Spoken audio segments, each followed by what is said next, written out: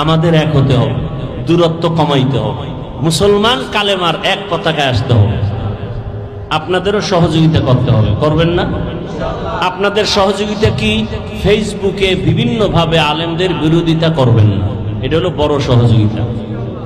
এই ভক্ত টক্তরা সব উল্টা পাল্টা করে ফেলে, কানে আইসা কয় হুজুর অমুক হুজুরে তো আপনার সাইজ করে দিছে, বানাইছে নাই কিছু কইছে, হুজুরের মানুষ হিসাবে শরীরে রক্ত গরম, মাথাও গরম। কি ওরে অনেক ভালো জানতাম, এই কথা বলছে? কহা আচ্ছা ঠিক আছে।